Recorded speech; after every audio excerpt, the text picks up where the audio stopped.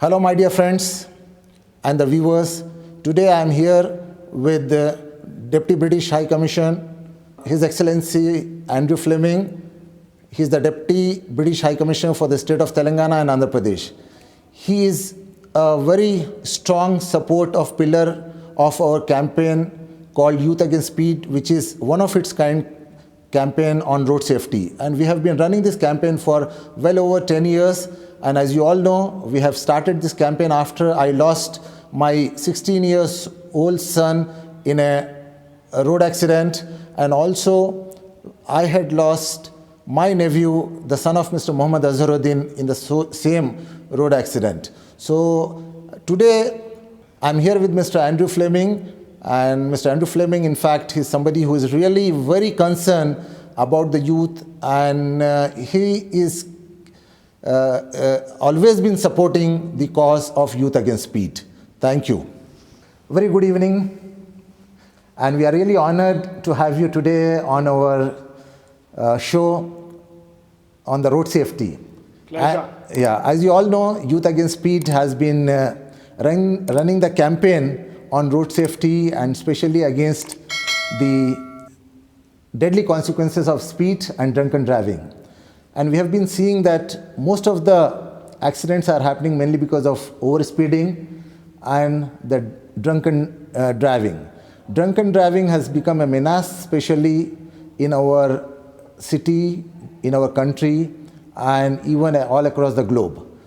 Since the day you arrived in this beautiful city of Hyderabad, you have always been supporting this cause, and you have always been the active supporter of our campaign called Youth Against Speed. And it is an honor and pleasure for us to have you with us to speak on this initiative of ours, and also to have your views, your suggestions, and your advice to the youth and also to everyone who drives the bikes, who drives the cars. So what do you feel that one should follow when one is going on a road, either on a bike or in a car? And what do you feel about our campaign and especially the other campaigns which are being run on the road safety in our country? And what are the measures that the government can take in order to create more awareness on road safety, and especially in order to have the accident-free roads?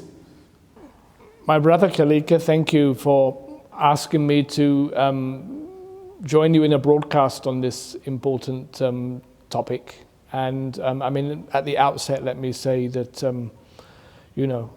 I cannot begin to comprehend how awful it is to lose a son at the age that you lost yours, Ajmal, at 16, and his slightly elder nephew, Ayaz, as well. Absolutely horrific. I haven't, thank God, and I pray it never happens, lost any immediate family in the same way, but I have lost friends. I have lost friends because of bad driving practice, which includes probably the examples you give of speeding, of being intoxicated, and I would point out it's not just about drunkenness. There's other forms of intoxication that are also on the rise, and unfortunately on the rise in this city, among others. And then perhaps the most needless cause of death that I personally have witnessed, and which I feel very strongly about, is the fact that people don't wear crash helmets. When I came to Hyderabad in 2017, nearly 5 years ago, there was one of the first events I went. The Chief Minister's daughter, Kavita, was there with her brother. It was around Rakhi, and she gave him, after he gave the bracelet, she gave him a crash helmet. And, I remember being very touched by that because of my own experience, the own losses that I've known about. And, I had already observed how few people were wearing crash helmets at that time. Now, in 5 years, there's been a lot of improvement in that respect. Nobody can deny it. But primarily, it is the drivers who are wearing the helmets.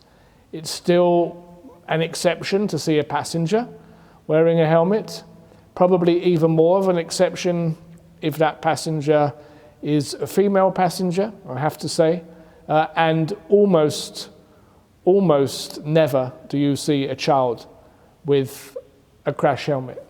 Now, one observation, I have is if you're a family man or indeed a wife and your passenger, your spouse is there, they're probably the most precious person in your life, and the only more precious things than that would be your children.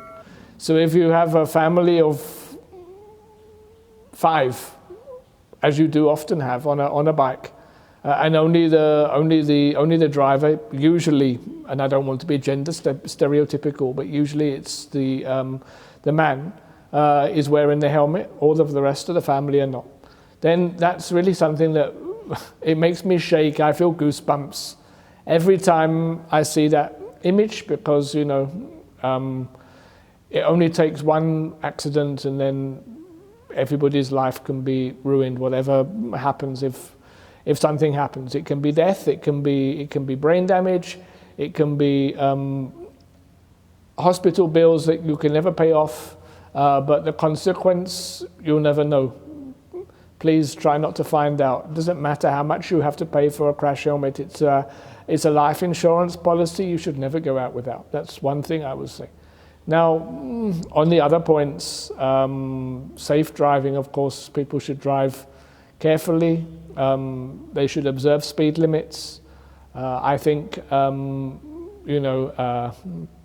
there are examples in this city. I've stayed in places in the world where speeding is far, far worse a problem, but let's not look at it in that way.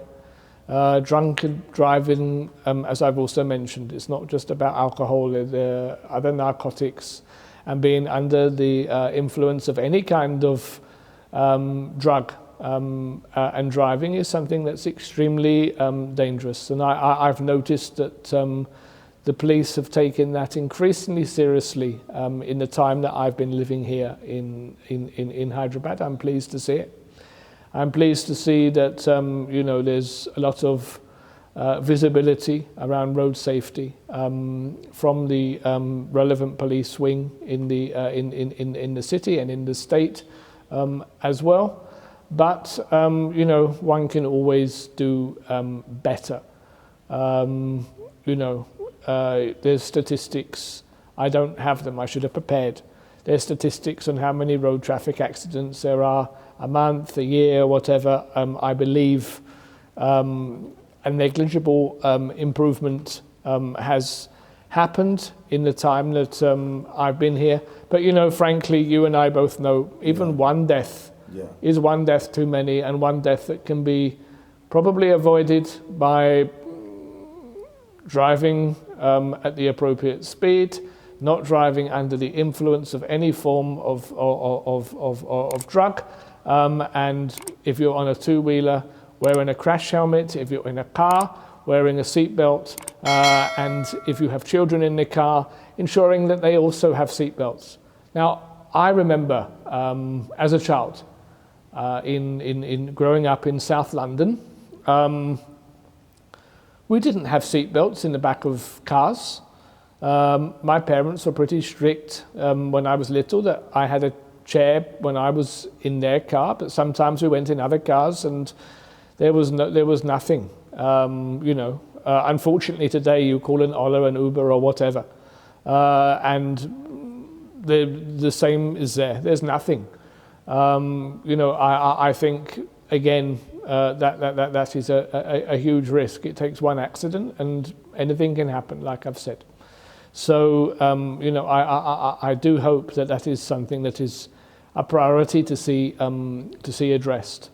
I always absolutely shiver when I see people riding on the back of open trucks and whole families sometimes, people moving and all that. I completely get that, it is expensive to move and all of that, and I completely get that, not everybody has the means of doing things in a safe way. But when I was traveling in Honduras in 1998, I was on a bus, and in front of us was one truck with a huge group of families driving along, and then fairly narrow road, and then a bus came the other way, somehow swerved, hit the thing head on. Every passenger was catapulted out in every direction. 22 people, only one 2-year-old baby survived, everybody else was killed. Right in front of us. You can never forget seeing such a thing. It's absolutely horrific. The chances of it happening maybe are very small, but the chance is there. And I'm not somebody who's very keen on gambling and so on, but I wouldn't want to take a chance with anybody's life, quite frankly. So, having seen that, I'm really, really worried when I see the same here. I'm really passionate to try to encourage people to practice safety. In my country now, the UK, there has been increasingly strict legislation, which has been in place now for most cases for a number of years. Wearing a crash helmet has always been there for motorbikes in my lifetime. It wasn't there in every country in Europe when I was younger, but now I think it's universally existing. But there's many parts of the world where it's applied to various degrees. I know the legislation is here, but it's also about how that's applied and how that's enforced in a consistent way. For cars, like I've said, we've seen improvements. Now there are strict rules on any child in a car, must be in a seat that conforms to their safety, strapped in. Any passenger on a back seat must be strapped in. And ultimately, it's a driver's responsibility to ensure their passengers have the appropriate seat belts on. And if there's a penalty, it's not the passenger who isn't wearing the seatbelt who is going to face it. It's going to be the driver, which to me is logical. So I really commend this kind of action to protect. Yes, there are expenses there, but that has to be the ambition for vehicles, for cars, for bikes.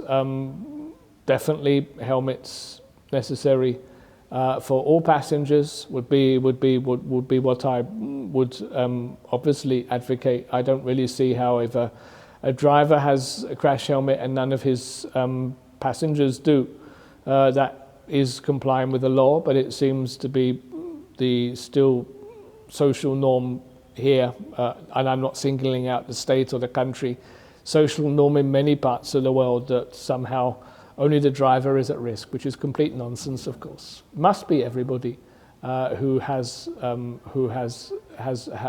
that.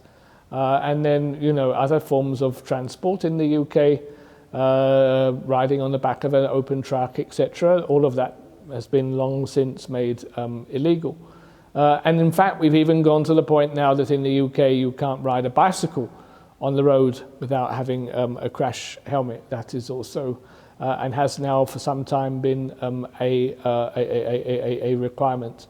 And again, one that I commend, and is one of the reasons that I haven't been out riding on my bicycle, because unfortunately my crash helmet was one of the items of luggage that got lost when I moved here from my last posting in Nigeria.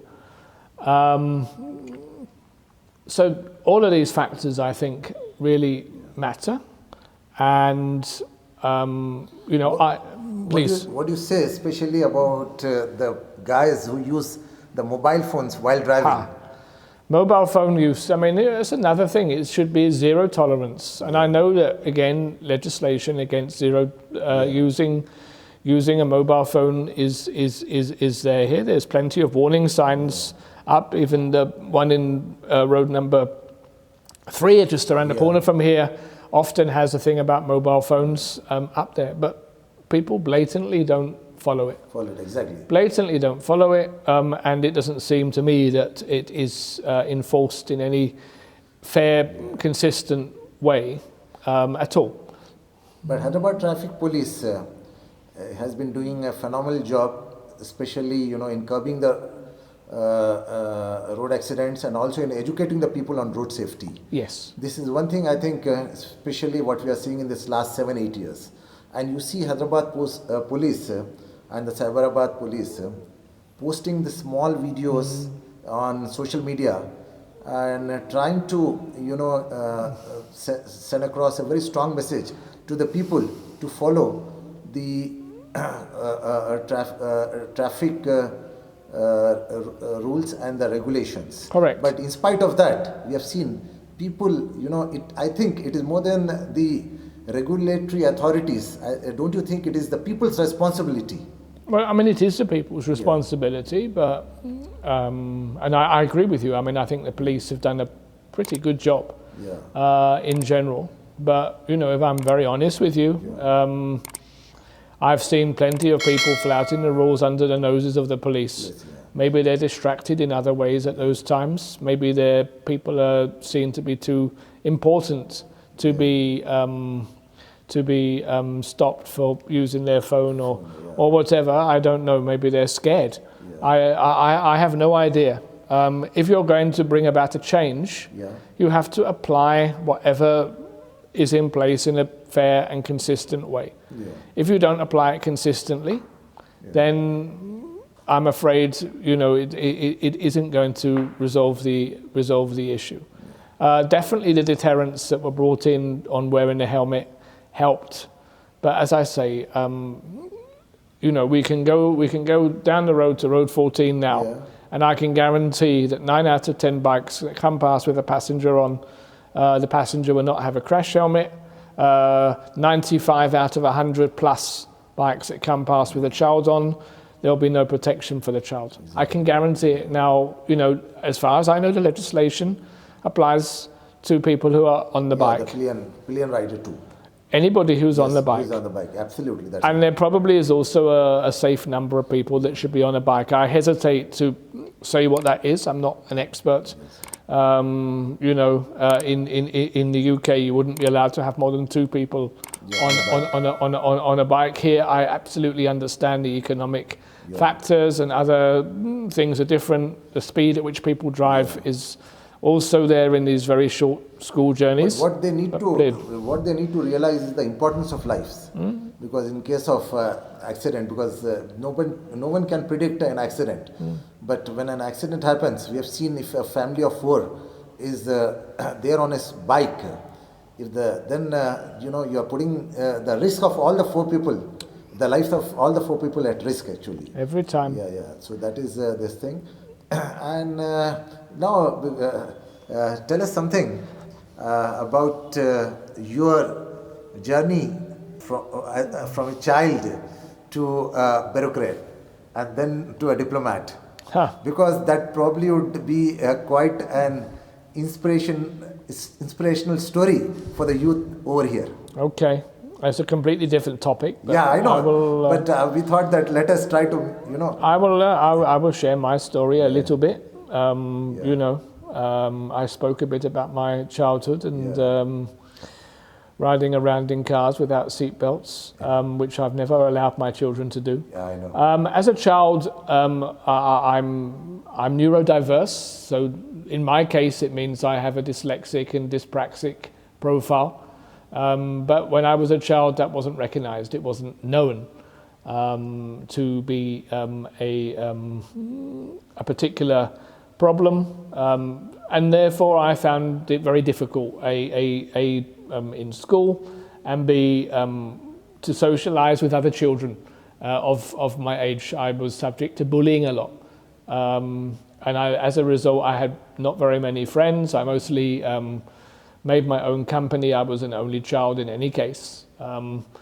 I think looking back, I was probably quite obsessive about certain things as well. One of them, interestingly enough, was the world. By I think 3, I could name every country. By 4, I could name every capital. By 5, I could draw every flag in the world. By then, of course, there were a lot less countries than there are now, because we still had the complete Soviet Union and a few other countries which had subsequently divided up. But I knew all of those things, and I had a complete fascination with maps and anything else that could tell me about the world, and I always felt I wanted to explore and do that. When I was 11, I remember very clearly one day I went to my school, primary school, last few weeks in that school, and we had a session with our head teacher.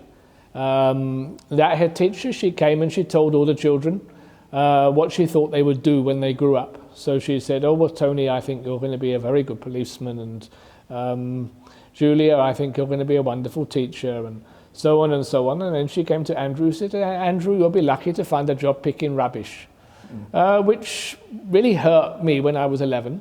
But actually, now I look back, and as some people have pointed out, maybe that is something that was a point in my life that Turning point. made me change the way I looked at things. When I went to my secondary school, because of the bullying, my parents sent me as far away from my home as they possibly could. We weren't a very rich family, so I had to go to a government school. But we went from a very small school to a very big school. I had 2 classes in my primary school. In the secondary school, there was 8 classes, and also the classes were streamed. So the most bright children with the best potential were in the top class, and those judged to be the least. And I never want to refer to anybody in a negative way, but with the least potential will be in the lowest class, based on the core academics, maths, English, science primarily. So they were calling out these names, and I was sitting there, and there was 240 children there, and in the end I was sitting there, only 30 were left, and I was sweating, and my God, they've sent me to this school, I'm not even on the list to be here. It was a big fight to go to school so far away that my parents had to have. And then they called my name to go to this class, and I couldn't understand why they'd even done that. So I went to this classroom, and I remember for 3 months I sat in this classroom. Every time the door opened, I was convinced someone was coming to say, "Oh, we've made a mistake. Andrew, you need to come with us. You're in the completely wrong class. You should be in the bottom class." That is the esteem I had for myself. So after 3 months, I was very shy. You can't believe that now, can you? I was very shy, and I asked the teacher, I said, "Why am I in this class?" He said, "Because you scored so highly in your 11 plus exam." 11 plus exam primarily is some mathematical questions and some multiple choice, A, B, C, D. I scored very highly in that exam. I was never stupid in the way that I was made to believe in my primary school and treated. Luckily, this teacher believed in me, and then he managed to get me help to deal with the things that I couldn't do. I couldn't write in a way anybody could read. Even me, I couldn't read my own writing until I was 14 or 15. Okay. But I got the help to begin doing that, and he made sure that I was kept at this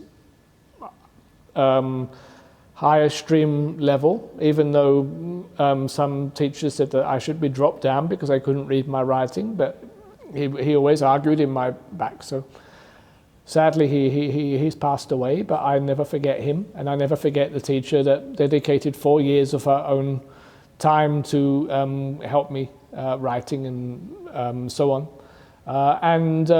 So of course, when I was a bit older, after I'd done my exams, I went back and said, I want 1 year to help you if I can, and what can I do for you for 1 year while I resit a couple of exams.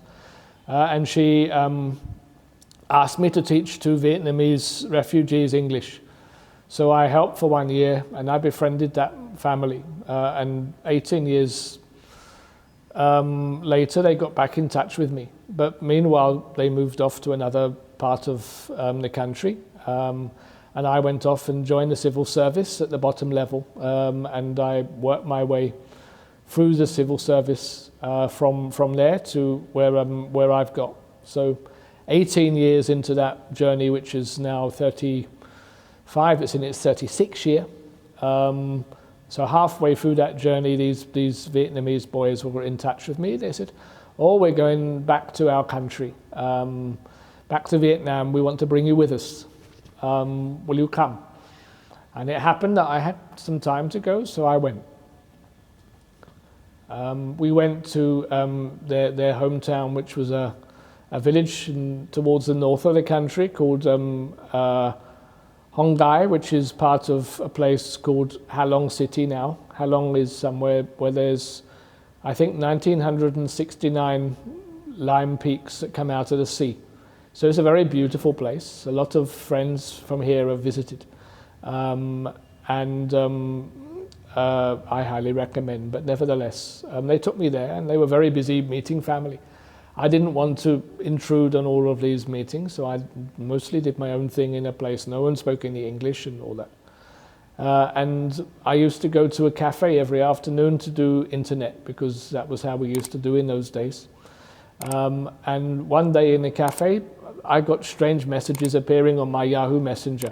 I'm sure you remember Yahoo Messenger. Yeah, it's very, I know. We were very active in those days. And it was pinging, and this voice was saying, "Who are you? Why are you in my city? Where have you come from?" I had no idea what was going on. I was like, my God, this is very odd. I ignored it. I carried on with what I was doing, and then eventually my curiosity got the better of me. I replied, "Who are you?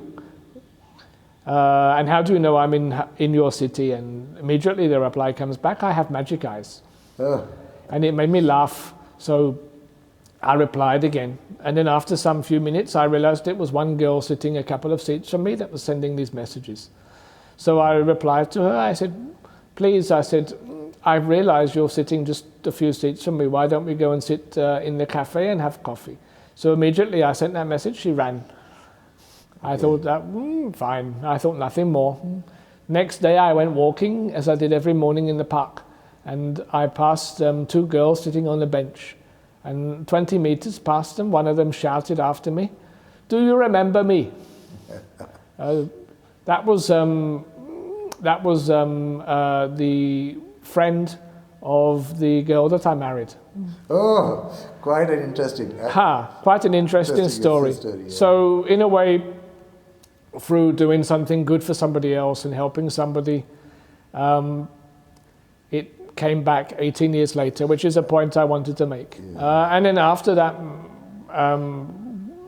another long story, but we ended up getting married. It turned out the girl had been asked to come and inquire about what I was doing in her city, because she spoke English and everybody knew that she spoke English, and she happened to be visiting. It was the New Year, the Tet holiday in Vietnam. So after nearly 2 years, we got married.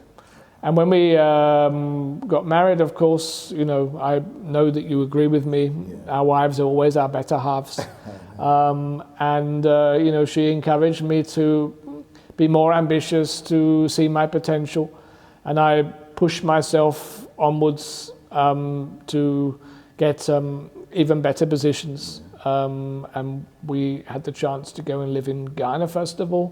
And then eventually I had the opportunity to apply to join the Foreign Office. And I remember telling people years earlier, after I was sent to Uganda on a secondment, I really want to join the Foreign Office. And everybody would laugh in my face and say, it's impossible, you can't. Why would they have someone like you? But I just took it and listened and got on with my own ambition, my own mission, and somehow I managed to get there. So I did manage to get in the Foreign Office, and I then had a very enjoyable posting in Nigeria, and from there I was fortunate enough to see an opportunity in your beautiful city of Hyderabad. I had no idea that we even had an office in Hyderabad, if I'm very honest, at that time. I did know where Hyderabad was. I could have pinpointed it on a map, but that probably went back to when I was 4 or 5 years old and used to study them religiously. Okay. I knew about the Shamana.